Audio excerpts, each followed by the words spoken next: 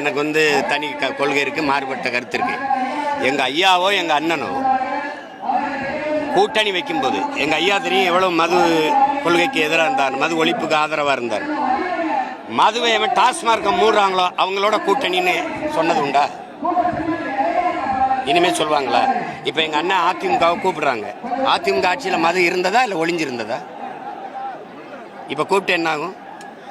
நீங்கள் யார் மது ஒழிப்பு கொள்கையை ஏற்று மதுவை ஒழிக்கிறோம், டாஸ்மார்க்கை மூடுறோம்னு நீங்கள் பேரறிவிப்பு செய்கிறீங்களோ அவங்களோட தேர்தல் உடன்பாடுன்னு சொன்னால் அது போராட்டம். இது போராடி அப்புறம் மறுபடியும் அவங்க திறக்க தானே செய்வாங்க.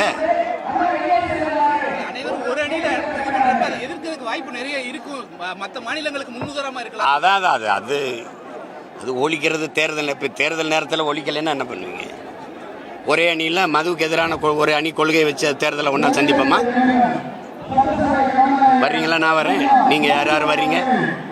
எங்கள் அண்ணன் சொல்கிற ஒரே அணி, அதான் நாங்கள் சொல்கிற தனித்தனி ஒரே அணி மது ஒழிப்புக்கு எதிரான மது ஒழிப்பு கொள்கை உண்டா அணி. எங்கள் அண்ணன் சொல்கிற கருத்து சரி. கடையில் உட்காந்து விற்கிறவன் வியாபாரம் குறைஞ்சிட்டு நீ எப்படி இடைக்கால நீக்கம் செய்வ? நீ எதுக்கு சஸ்பெண்ட் பண்ணுற? நீ அவனை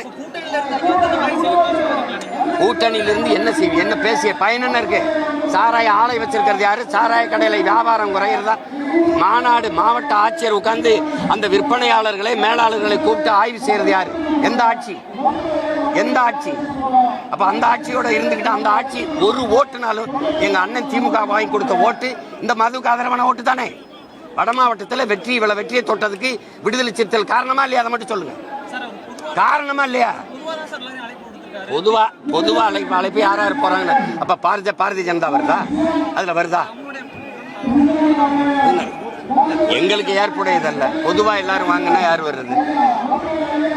திமுக கூட்டணியில் இருக்க இடதுசாரிகள், மதிமுக, இஸ்லாமிய அமைப்புகள்லாம் வருதா? அதுல வருதா? அதுதான் இவ்வளவு நேரம் பேசிக்கிறேன். நீ மறுபடியும் கேட்கிற அதிமுக ஆட்சியில் மது இருந்ததா இல்லையா? டாஸ்மார்க் இருந்ததா இல்லையா? நாளைக்கு அதிமுக ஆட்சிக்கு வந்தால் டாஸ்மார்க் இருக்குமா இருக்காது? அப்புறம் அதை கூப்பிட்டு போராடி என்ன பண்றது? செய்திகளை உடனுக்குடனும் துல்லியமாகவும் தெரிந்து கொள்ள சப்ஸ்கிரைப் பண்ணுங்க.